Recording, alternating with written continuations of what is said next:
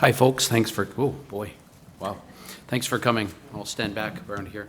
My name is Ward Keith. I'm the board member from Manitoba, and I'm the executive director of driver safety and registrar motor vehicles in Manitoba.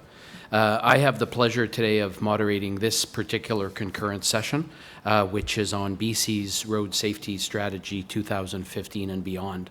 I'll be your moderator, as I said. This will be a presentation that will go till about 4 o'clock. Neil Arison is doing the presentation for us today, and he is doing it on behalf of Sam McLeod, who is the Superintendent of Motor Vehicles in BC. As I say, it will last about an hour, and that will include time for questions. So Neil will do his presentation, and then we'll have question and answer period. And we're hoping to get back on track and finish by 4 o'clock, because then there's another concurrent round of sessions starting at 4:30. So as I say, the name of the presentation is BC's Road Safety Strategy 2015 and beyond. To discuss this topic is Neil Arison. Neil is the Manager of Research with the Office of the Superintendent of Motor Vehicles for the Ministry of Justice in BC. Neil has worked in the field of road safety research for many years.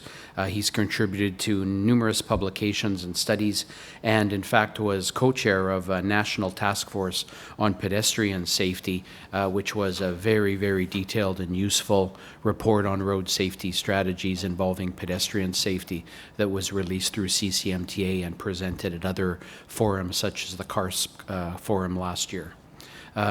Neil has a really, really serious commitment to road safety and takes it from a research perspective, which is very useful. And so with that, I will turn it over to Neil. Thank you, Ward, for the introduction. Hi, everybody. Nice to see you. As Ward indicated, normally it would have been Sam McLeod, who's our superintendent of motor vehicles in British Columbia, but he couldn't be here, so I'm going to present, although I have been involved since the inception of the road safety strategy, so hopefully I'll be able to answer any hard questions you have about it too. So our office primarily deals with driver licensing, and as well as leading legislation in areas like alcohol, drug-impaired driving, driver distraction, etc. And it's also been the sort of lead coordinator of this BC road safety strategy.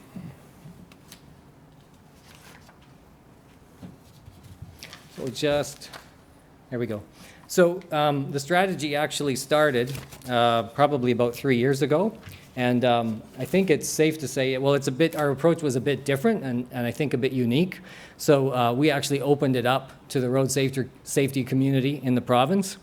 And there were actually over 30 organizations that helped build the strategy. And this is a list, so obviously can't read all of those, but it gives you an idea that there were a large number of groups, both inside and outside of government, that contributed to it. And so it actually was in the making for well over a year, where those people formed 5 working groups. It started with an annual meeting, and from that meeting, these 5 working groups were formed, and they were the ones that you see there.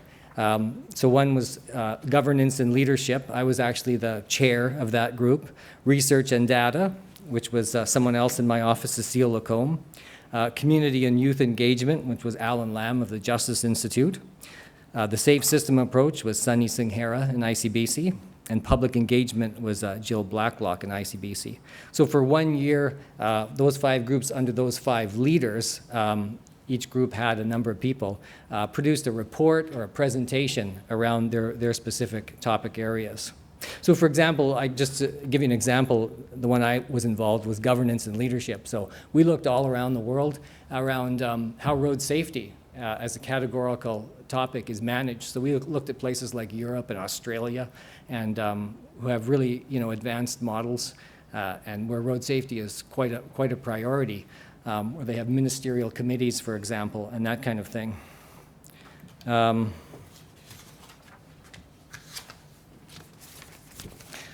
So what we did with those 5 reports is we merged them into a single document, which was the BC Road Safety Strategy.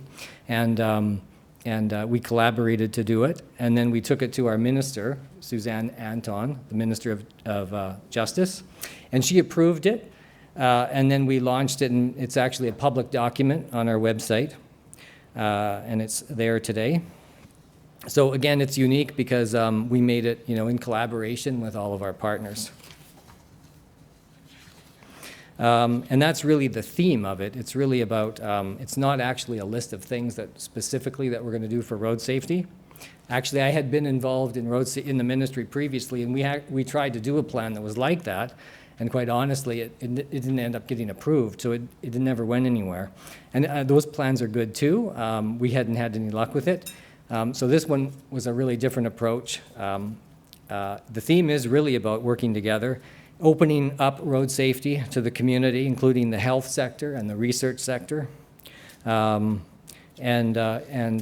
forming a community. So the principles, well, the vision, first of all, I should say, is BC has adopted the goal of having the safest roads in North America. Yes, you can have that goal too. We'd be happy to compete. And towards the ultimate goal of 0 traffic deaths and 0 serious injuries.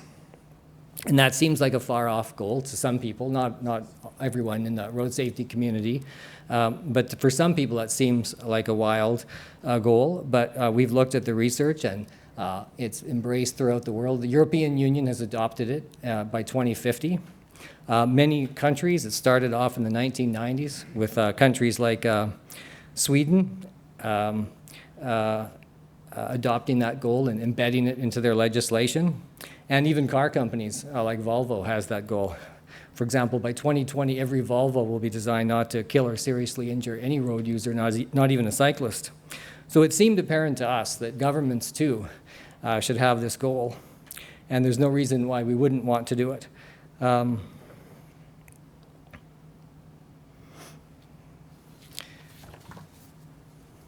And then, of course, there are these guiding principles, which is, adopt a safe system approach. So, strong measures for drivers, roads, and vehicles, and the right speed for each type of road. Do this through a collaborative effort, because road safety truly is multidisciplinary. There isn't just one group. There has to be a central leadership, but the way you make progress is through multiple efforts in multiple areas. So it has to be collaborative. And then sustain successful measures, things that have already been put in place, and then build new ones, and use innovation and flexibility. So this is the safe system approach. It's we kind of modified this, borrowed and stealed it from others. So you may have seen something like this. The safe system approach just is based on, humans have limited tolerance to force. So often it's, if we think of the pedestrian or the cyclist in the middle, because they are simply the most vulnerable road user, and then go out from there, we have to actually design systems that accommodate human error, because we know we have 100 years of experience with drivers and cars and roads, and we know from that what the errors are. And so we have to design, safe roads, safe vehicles, safe speeds, and driver programs that work based on the evidence, so that people still make mistakes, perhaps they always will, but the system is designed so people don't get killed or seriously injured. So the safe system approach is the leading vision in the world today, and it's the one that we've adopted and are trying to. In some sense, we already have a safe system approach. Countries like Canada and many countries throughout the world, we have gotten more safe vehicles on our roads. Vehicles have gotten safer, roads have gotten safer, but it's really just focusing on that even more with more of a deliberate, managed focus with the goal of getting to 0.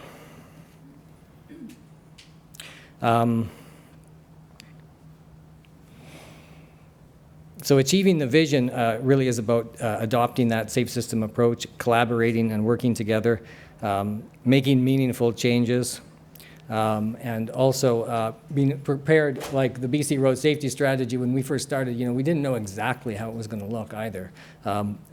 Sometimes change isn't always linear either. I'm pretty sure that it's going to evolve as well as we go forward. And so we try to build that in. But one of the tangible things that we accomplished is a new governance model for road safety. So this is just a little schematic that shows that. Now, it isn't quite, it's a step, too. I mean, the other thing we realized is when you try to make change, I mean, sometimes it's hard to get, to go to someone and get millions of dollars or implement something that's radical. But a lot of times we think, when we looked at how change happens, it's gradual and iterative. So we want to move at least in that direction and create opportunities that might invite yet further opportunities. So we're kind of going back to that evolving process. So this isn't quite the model, say, that, I mean, it could be like Australia and we could have a ministerial committee, but, maybe one day we will.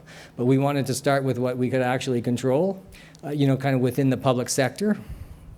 So we have this model, and it's now in place. And so the blue is the Road Safety Steering Committee. So we have 14 people on that committee, from government and outside of government, and crown corporations like ICBC and WorkSafe BC, the health community, researchers, First Nations, and all areas of government that have a responsibility for road safety, which includes about 6 ministries.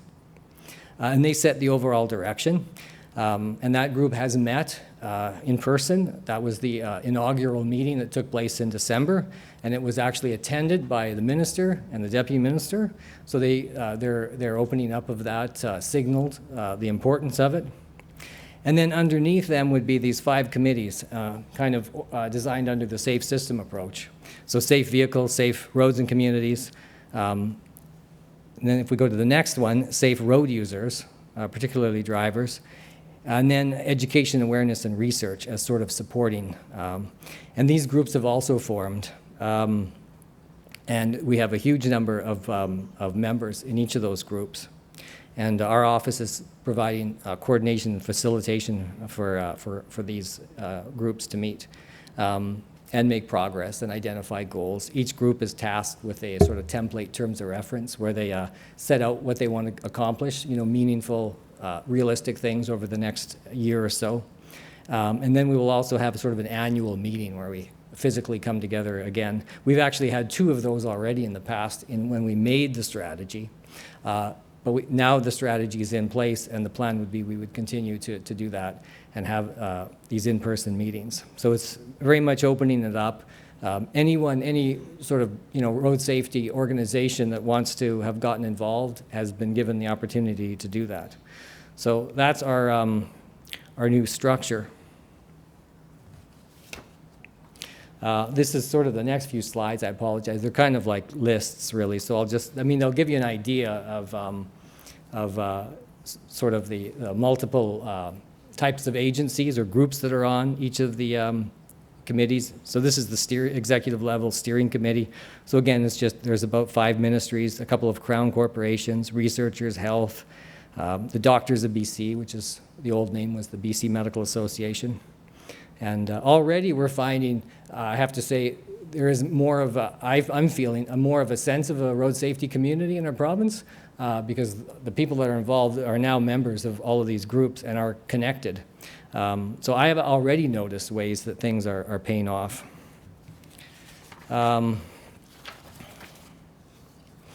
Where we are today, well, my slides probably aren't in very good order, but I mentioned this already. We had the inaugural meeting of the steering committee. The minister attended.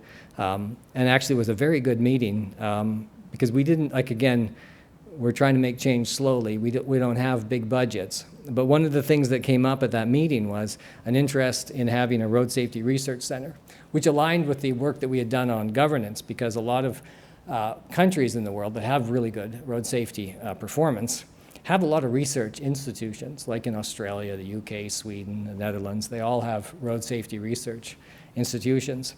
And so the idea came up that British Columbia should have one too. And the steering committees were very open. In fact, some started to say, well, maybe we need to consider our budgets for the next fiscal, which I thought, wow, because we hadn't anticipated that. So we're currently putting together, we're going to be going back to the steering committee with a proposal about how we could fund a research center of excellence for road safety. So this would be a very exciting thing, I have to tell you, and one of the tangible things that we hope could come about from this. And so the next few slides Again, in some cases, this is the Safe Vehicles Working Committee. In some cases, there's multiple members. There's actually more than 5 on this group. But you can just see it runs across a number of organizations.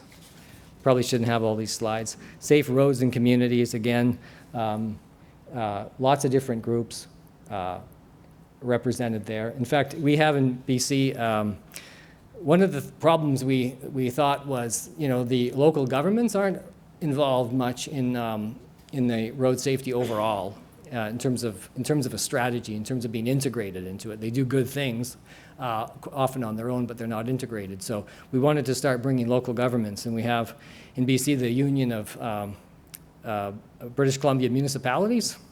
And so we worked with them, and we actually got a couple of people directly appointed to them to represent UBCM on these working committees, so 2 different people.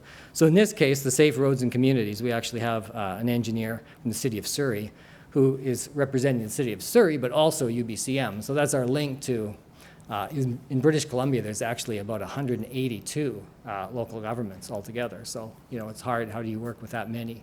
So that was our strategy, is to work with a couple and then work with UBCM to be involved in the strategy, because we all thought that was really a missing link.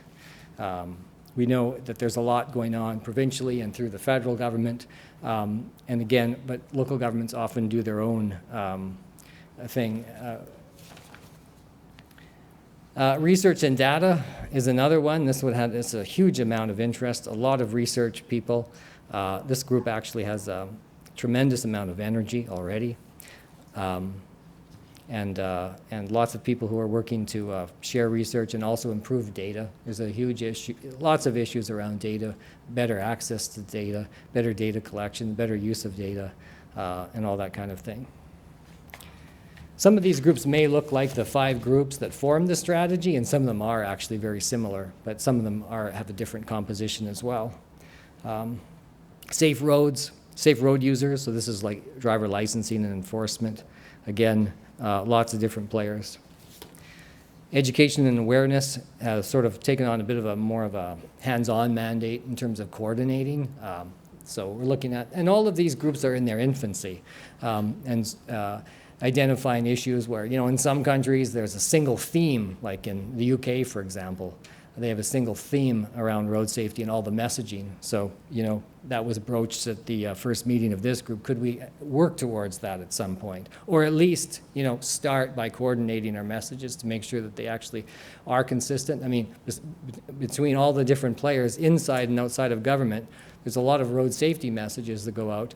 And is there overlap, duplication? Is there consistency, even in language and what the sort of context of the messages are?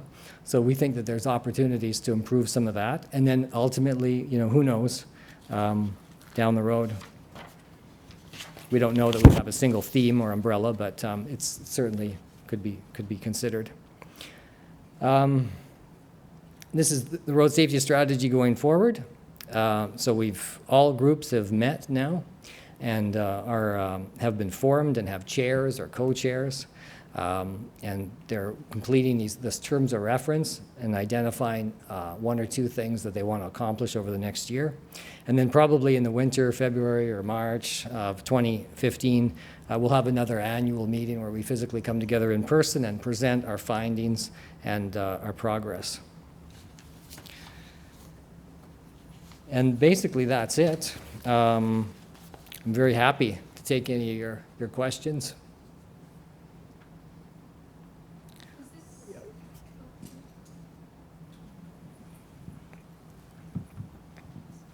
Does this strategy take you to the end of fiscal 2015, and then there's plans to do another 5-year plan?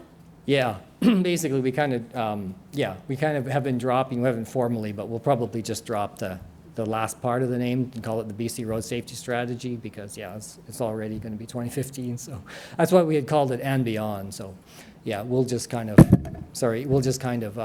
keep moving it forward. We're not going to be too hung up on the name. Yeah.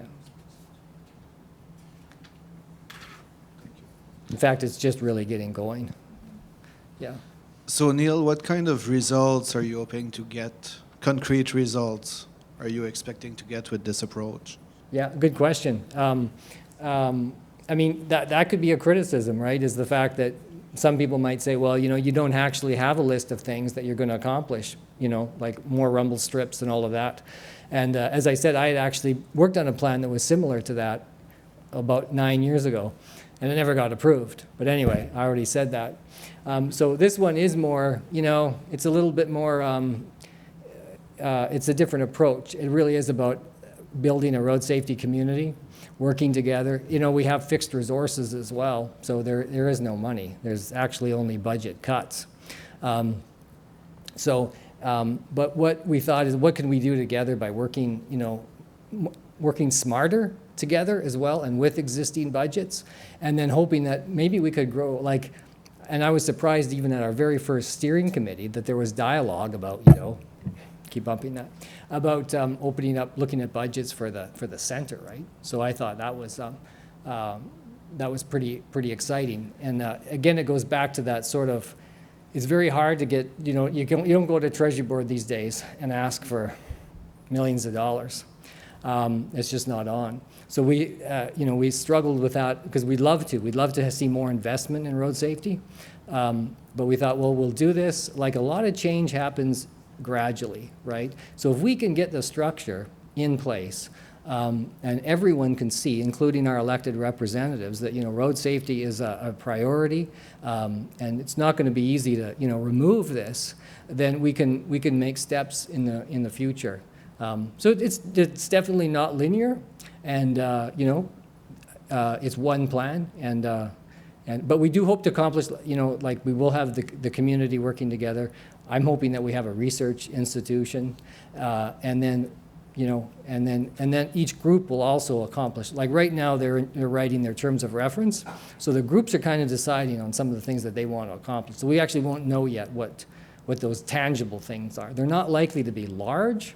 They're likely to be one or two practical things. It may be improving data, it may be coordinating communication, or it may be making some other kind of change, but we won't know that for a little while. Okay. I have another question. You're talking about building a community around road safety and all that good stuff. However, I didn't notice any user groups.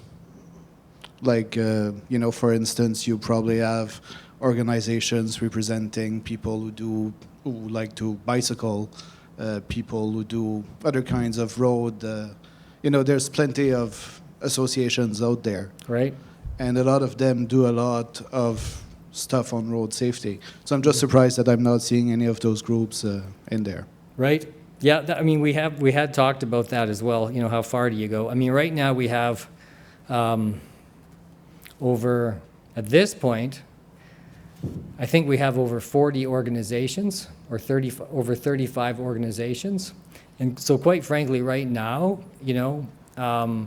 this is already a pretty big step, for government, because we've taken on a bit of risk in a sense, because we've opened up road safety. I mean, formerly it was kind of closed, and now we've opened it up. So I think this is actually a good first step. And but I take your point, and I think that maybe down the road, a year or two or so, that could be, we could rethink that. But I think that our plate's actually pretty full at the moment. Yeah. Sorry, I'm from BC as well. I also think that before we embark on any sort of initiative, there would be that public consultation involved, as well as the stakeholder outreach group. I think it's just early Yes. days formation Yes. of strategy. Right. Yes. Good point. It would have to be more consultation at that point too. Yep.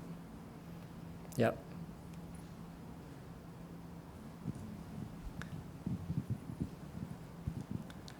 Neil, I have a question about the Research and Data Committee. Are there going to be specific projects identified that should be pursued to improve our level of knowledge and data? And if so, are there going to be resources attached to that, or how will the research get done? Well, they are looking at those priorities. They're very interested in making improvements around data. And of course, there's a lot of data now. but it gets used differently.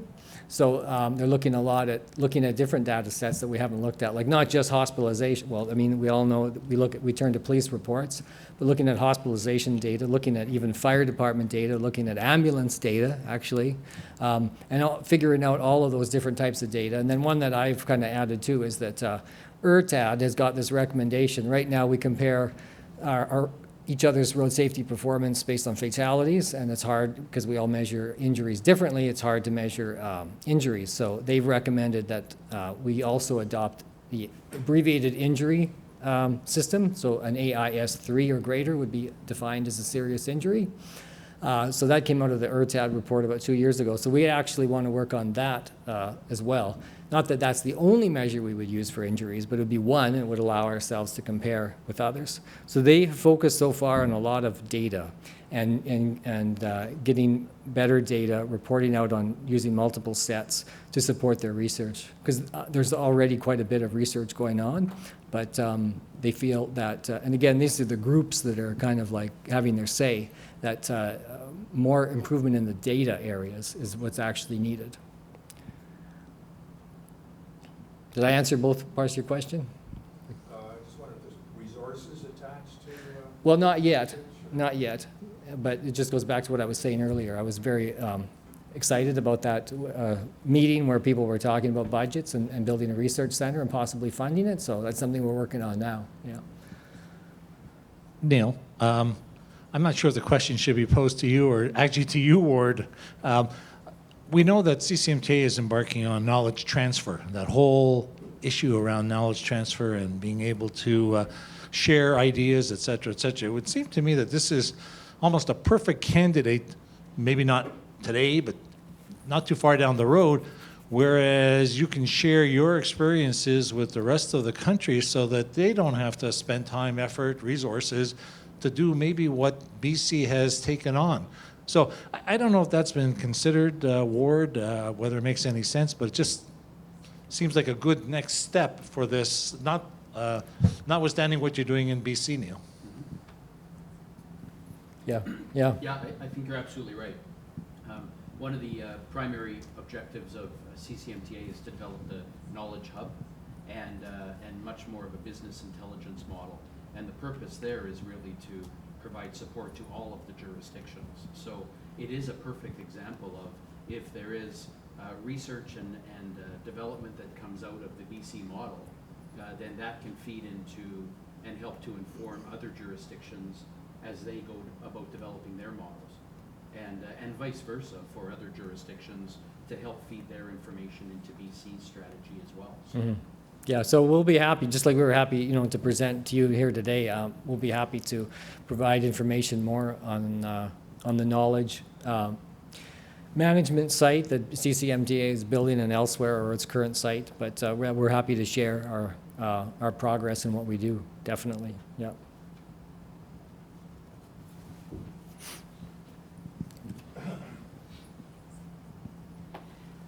You talked about the safer systems approach, but I didn't see a lot of detail on the engineering aspect or the safer roads. Can you elaborate on the strategy towards any engineering components? Right. So that is the context for the strategy is the safe system approach. And then we do have the Safe Roads and Communities Working Committee. So it's that committee that's going to be looking at their terms. They actually are looking at their terms of reference right now and identifying some objectives in there. Yeah. And so they're getting together to do that. And in fact, I don't know if you know about the Canadian Road Safety Conference that's happening next week in Vancouver. That's hosted by CARSP. It's the Canadian Road Safety Conference, and it moves around from city to city each year, hosted by a different, it's in Vancouver this year. Next week, actually, June 1st to 4th. It's probably still time to register. We actually are, I'm on the organizing committee for it. That's maybe why I'm promoting it.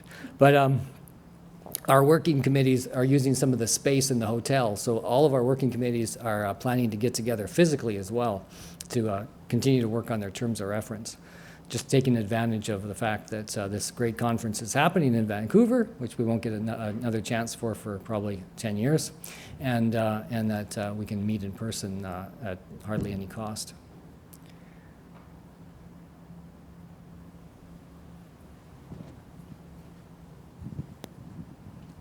It seems to me that it would take a fair amount of resources to, you've got a lot of committees and a lot of players involved, and I was just wondering if you could comment on whose job it is to sort of coordinate all of these committees and all these players, and how much resources go into that? Yeah, right. Well, right now we've taken that on of coordinating these activities. Although it's being shared, I mean, the whole idea originally was to there's already a lot of organizations, there's already a lot of resources that go into road safety. So a part of it would be just coordinating all of that. And so, you know, our theme is partners working together. So we're coordinating the basics of it, the basic mechanics of it, but we also are sharing that. So for example, one example is that the chairs, it turned out our superintendent is the chair of the executive level steering committee.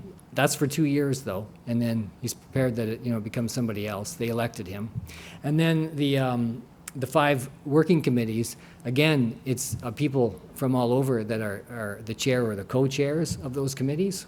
And these aren't like massively large efforts. Again, this is gradual change. These are starting out efforts. But they're chairing and co-chairing those groups as well. So it's really is shared. We really are trying to do it. And we didn't want, you know, our office or government even to be the chairs of all those groups. It's very similar to when we formed the strategy, which was a couple of years. It took 1 whole year were the pre-existing 5 committees. And it was the same then. We didn't actually want government to be the chair and to have the say. And actually, in the end, I think it turned out to be very healthy because I think there would have been more risk aversion, quite frankly, if it had. And instead, we got different partners like the health community, and others that really pushed for things and said, one was our governance structure. Like, how can you have progress in road safety if we don't have a clear, well-defined structure like they do, again, in places like Europe, the UK, Australia, people like Australia, because, you know, it's a bit more like Canada in many ways. And so there was a lot of push to do that. And at first we thought, well, how much can we within the public service, you know, force this new governance structure? But, you know, we kind of probably needed a little bit of a push. And so some of it really actually is healthy to share. I mean, everybody has a stake in road safety. The health community have a huge stake. They've been involved with it for decades, producing research, taking positions on things. And so we think that by just leveraging all that energy, that we can make continued progress.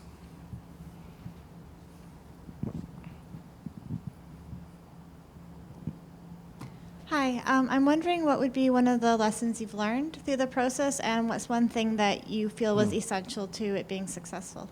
Oh, thanks. That's a good question, too. One of the lessons learned, well, quite frankly, in the beginning, I was very uncomfortable because I didn't know what we had gotten ourselves into.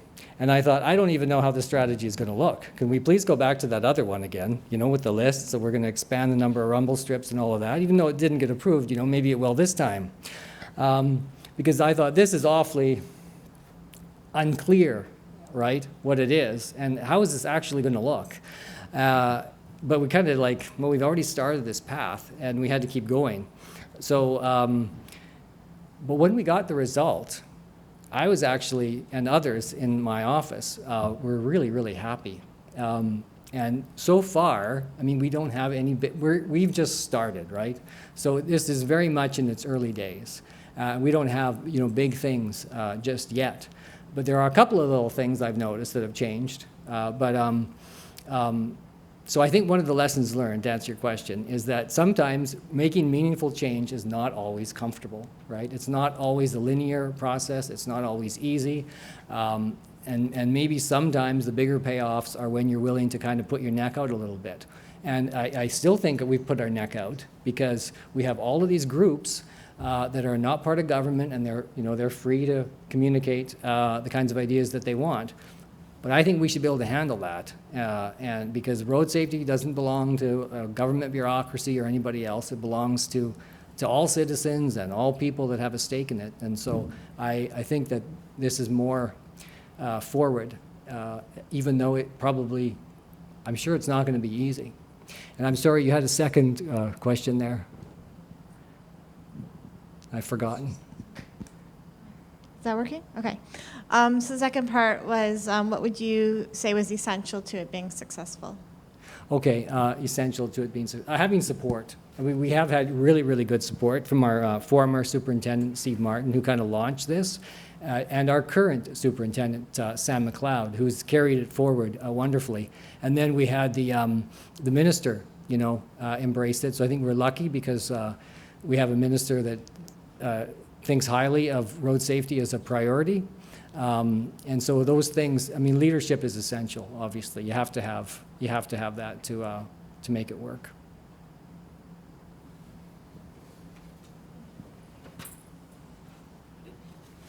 Okay, great. Thank you. Thank you very much, Neil. I think we all know in this room how complex road safety can be. And really what I take out of this presentation and what BC has done is just some incredible work in terms of embracing this safe systems approach and recognizing the interdependencies that exist between roads and vehicles and drivers, the importance of research, the importance of data and analysis to make right decisions, and perhaps most importantly, the importance of developing partnerships and collaboration with all stakeholders and demonstrating leadership and creating a leadership and a governance structure to actually get the work done.